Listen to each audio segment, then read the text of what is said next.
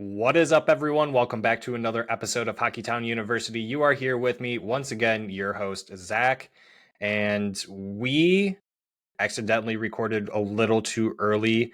The announcement came out that Patrick Kane did sign a one-year deal. The amount had not come out yet, and then 30 minutes after we're done recording, the announcement came out that he did sign a one-year deal worth $2.75 million. That is pretty much the main reason why I'm doing this. You can continue on with your regularly recorded episode of Hockeytown University. Thanks, everyone. Goodbye. What is up, everyone? Welcome back to another mini clip episode of Hockeytown University. You are here with us once again, your hosts, Derek and Zach. Yeah, Derek, we got Shorty here today. We got a little bit of news. Most of you probably already know that Patrick Kane is indeed signing a one-year deal with the Detroit Red Wings. Terms, conditions, everything, all the above, still unknown. So we're a little premature on this. Hopefully this is actually real and not fake news. Will look silly, but I'm sure the process in loading this will take its time, and I can save myself the embarrassment. Buddy, how you doing? You're a little El Sicchio. I don't know how to do Spanish, so pardon me. I'm sorry, I didn't know you were duolingual there, but yeah, I feel like death.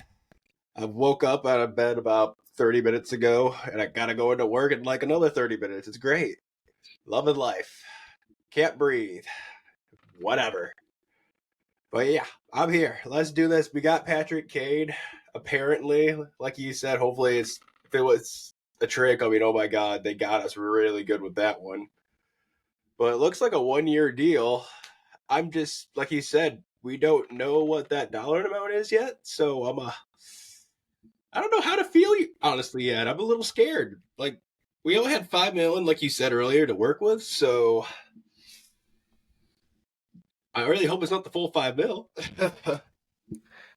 I was gonna wait until the end of the episode, but I'm gonna say it now. Do yourself a favor. Take a day off of work. You sound horrible, but thanks for joining us, Derek. I really do appreciate it. You sound god awful.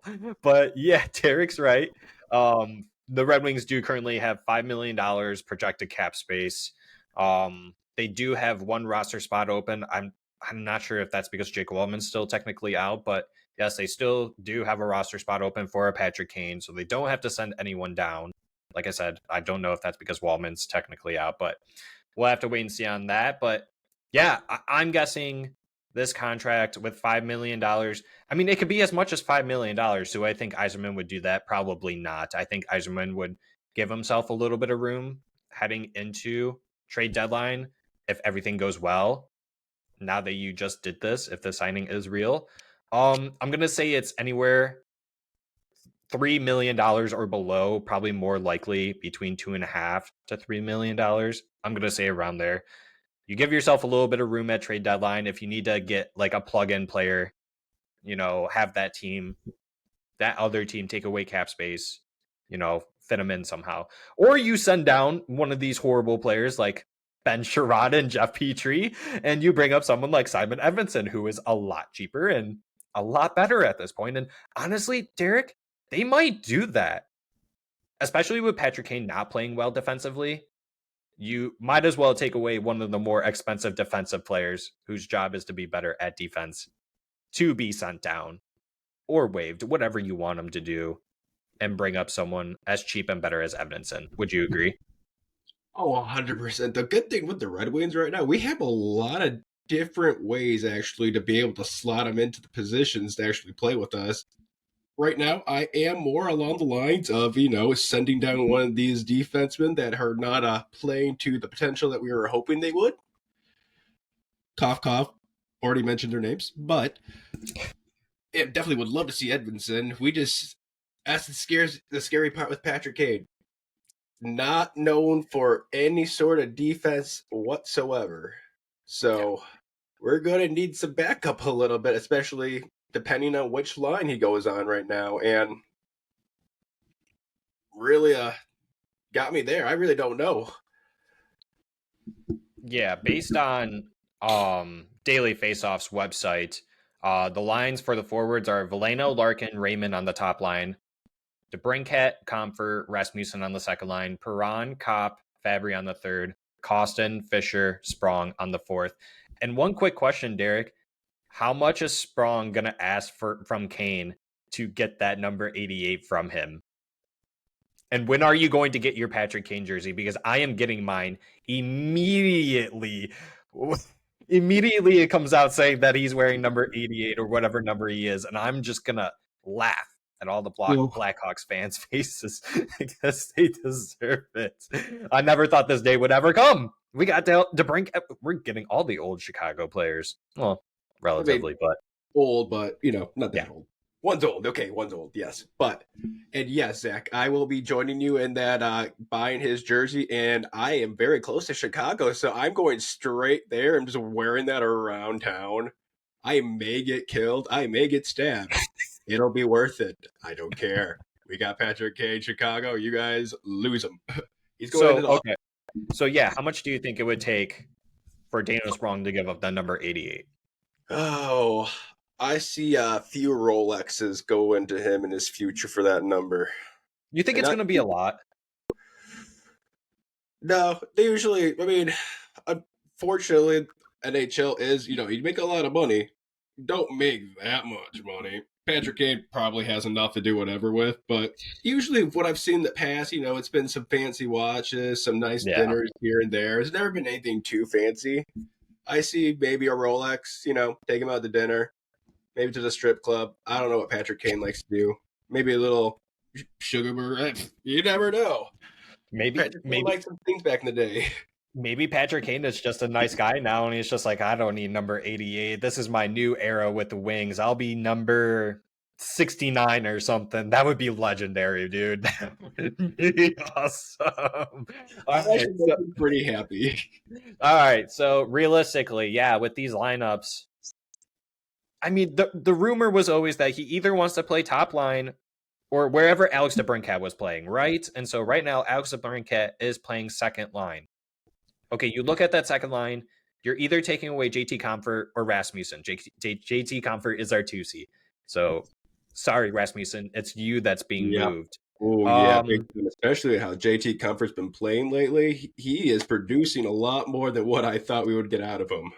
I don't really know how I feel about that, only because I mean, if Kane isn't going to play any sort of defense, he'll backtrack, but he's not going to go at game breaking speed, right? We know that. He'll at least backtrack a little bit, or at least we hope he will.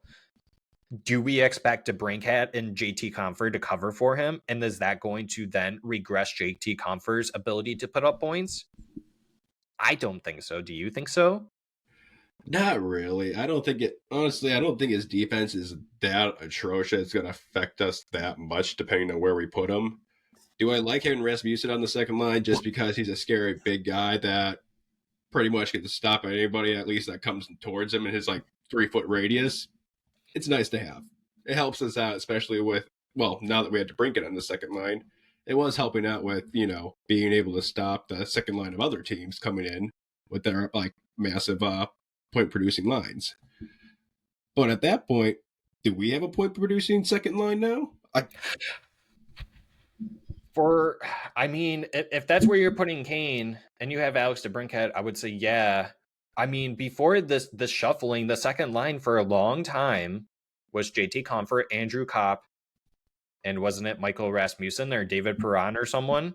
I And think those two they are back weren't and forth. producing whatsoever really at the start of the season, minus JT Comfort, but that's because he was doing a lot better than Andrew Kopp and Michael Rasmussen have. So being in better situations too definitely helps a little bit. So I mean, I could see. I think Kane is somewhere in that middle six, to be honest. I mean, but in terms of, I mean, who's the odd man out? I would have to say it's. I mean, you like having Christian Fischer there as the 4C. I mean, it's either Christian Fischer or Klim Kostin. I don't know which other player that you would pick out of that. Maybe Joe Veleno. Even. I mean, you can make a case for Joe Veleno. You could put Patrick Kane right there too. Joe Veleno really hasn't done it much. He's looked good in the games that he's played on the top line, but he hasn't been producing like we thought he would with getting that promotion being bumped up there. So, um, overall, Derek, what do you think? I mean, Valeno's going to stay in the lineup. It just depends on where in the lineup. I do think it's going to be Costin or Fisher. One of those two would have to get, if we had to. If I was going to have to get rid of one of them, it's going to be, I would have to get rid of Fisher at that point. Maybe, honestly, I don't know. It's one of those two, so I'm not going to jump on the train of who to get rid of because I think they're doing well in their positions on the fourth line right now. But of course, if you have to get rid of one of them, you got to get rid of one of them to put Kane up there because Kane's a little bit more of an asset than the bottom line up there.